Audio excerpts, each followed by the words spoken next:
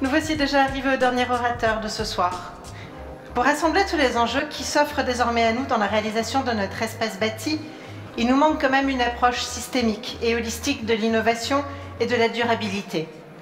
C'est pourquoi je demande à Romain Poulès, président du cluster Éco-Innovation, de bien vouloir monter sur scène pour sa présentation.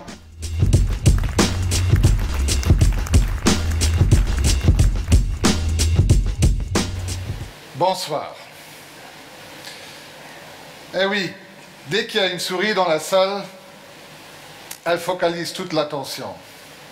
Les uns se figent, se braquent, sautent sur la table, les autres essayent de l'attraper, de la coincer, de la foutre dans un coin, de l'attraper peut-être pour la tuer. En tout cas, elle ne laisse pas indifférent cette souris. On va se demander pourquoi, et surtout vous êtes en train de vous demander pourquoi, je vous en parle de ces souris. Et vous allez devoir attendre 2 minutes.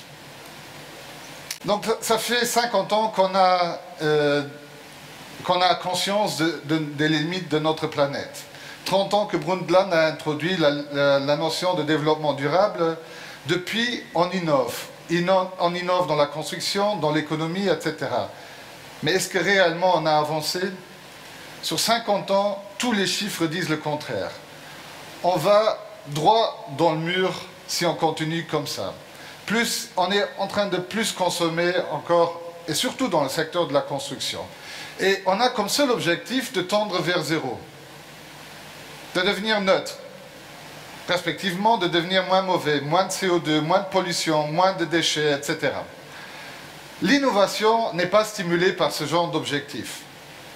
Pourtant, ce soir, on a vu des super projets, des projets qui sont inspirés par une toute nouvelle philosophie, celle de l'impact positif. Le secteur de la construction a besoin de se dire on n'est pas mauvais, on peut générer des impacts positifs, on peut développer une économie qui est régénératrice, qui est restaurative, qui est réparatrice. Alors je reviens à ma souris. Chacun dans notre quotidien a des souris dans son entourage, dans son bureau, dans sa maison, sur lesquelles il focalise l'attention. Dans le développement durable, c'est souvent le recyclage, l'efficacité énergétique, etc. Mais c'est important de connaître les ordres de grandeur. Pas en termes d'approximation, mais en termes d'échelle, de puissance 10. Et pour illustrer cela, j'ai choisi 2-3 exemples ce soir. Un premier exemple, c'est justement l'énergie. Alors j'ai ramené ça au coût de l'énergie par personne, par an. Un calcul très approximatif, et c'est un ordre de grandeur en termes d'approximation, nous donne 400 € par an par personne. Le coût du loyer, lui, il est déjà 10 fois plus élevé. Et le coût du salaire est encore 10 fois plus élevé. Alors, quand on sait qu'on passe 90% de notre temps dans des bâtiments, que les gens qui souffrent de l'asthme, d'allergie, ont triplé en moins de 15 ans, il faut se poser la question pourquoi.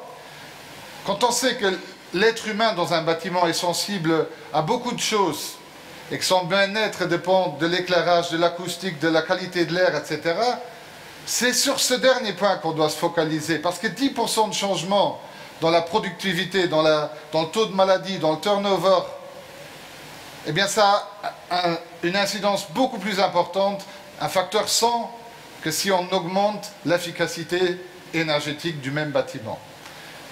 Deuxième exemple, c'est la deuxième souris finalement, c'est le recyclage des matières premières. Aujourd'hui, nous avons environ 800 000 tonnes de déchets de construction au Luxembourg. 85% sont recyclés. Mais la valeur résiduelle, la valeur qu'on en tire économique de ces matières premières, d'abord c'est du downcycling dans la plupart des cas, mais la valeur économique, elle représente même pas 3%. Dans beaucoup de cas, on est proche de zéro.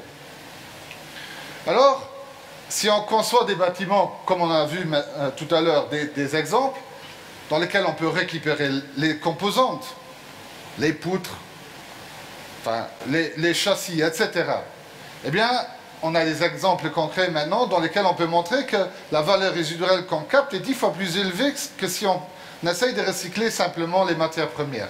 Et last but not least, si le bâtiment peut avoir une deuxième, une troisième, une quatrième vie, quand il est conçu pour être transformable, adaptable, flexible, réparable, etc., eh bien, la valeur résiduelle qu'on capte est encore une fois plus élevée d'un facteur de 3, 5 ou parfois même 10.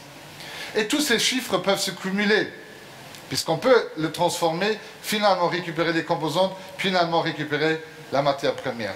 Dernier exemple, c'est l'occupation d'espace. Un bâtiment 100% loué, vous me direz, eh bien, il est efficacement occupé. Calculez ça 24 heures sur 4, 7 jours sur 7, vous allez constater qu'un bâtiment de bureau, au mieux, il est occupé de 20% de son temps. Au mieux. La plupart, on est en dessous de 15%. Une école, 7% au gros maximum, 5% normalement. On construit quand même pendant les 5 prochaines années pour 100 millions d'écoles, de maisons relais à côté. 7% de taux d'efficacité. Donc, pour conclure, je vous dis, il faut chercher dans notre construction durable des approches systémiques, holistiques, globales. Il faut toujours chasser les souris, continuer de chasser les souris, mais il faut voir l'éléphant quand il est dans le bâtiment. Cherchez l'éléphant, chassez la souris. Je vous remercie.